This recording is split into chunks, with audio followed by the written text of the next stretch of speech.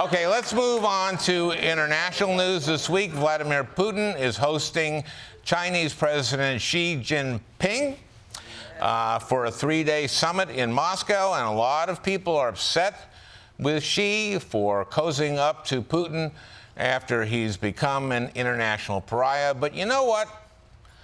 I think that that is exactly the time when you really find out who your friends are. We should all be so lucky to have a friend like President Xi, who doesn't judge us for every little crime against humanity. In other overseas news, there was a big win for workers in France who will now get to work longer than ever. Despite weeks of protests from lazy French people who wanted to keep the retirement age at 62, the government has now raised the age at which workers can retire with a pension to 64. And this is terrible news because it's leading to a revolution in France. And last time that happened, we all had to listen to Russell Crowe sing show tunes. So fix this right now, France.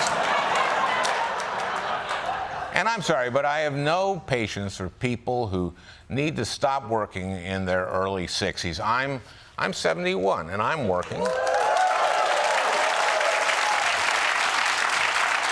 And I haven't lost a step beat. I'm as sharp as I was when I started on Saturday Night Live.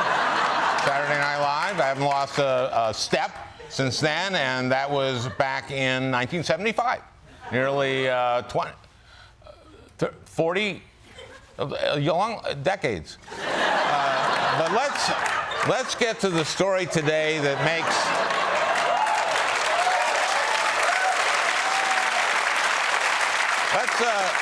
let's get to the story today that makes all the other stories kind of pointless. According to the UN, we're all going to die.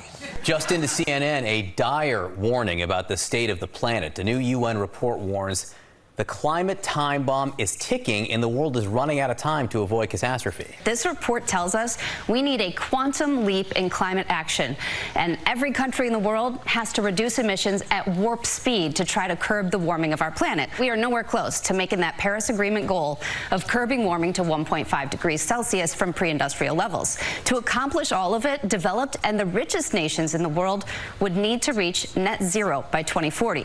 That is going to be nearly impossible. Wow, that's awful.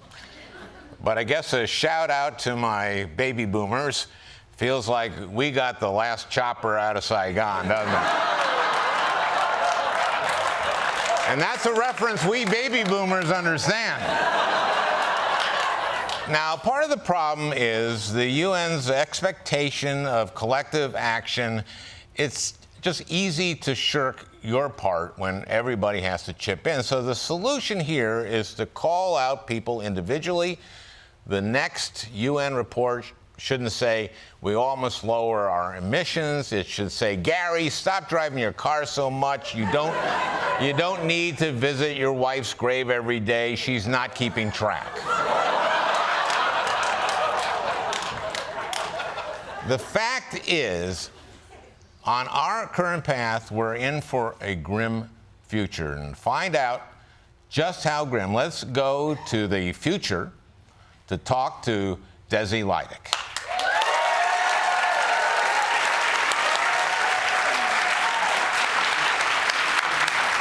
Hi, Al. Yes, I am reporting from the year 2075. Can you believe it? This space is 93. Take that, Paul Rudd.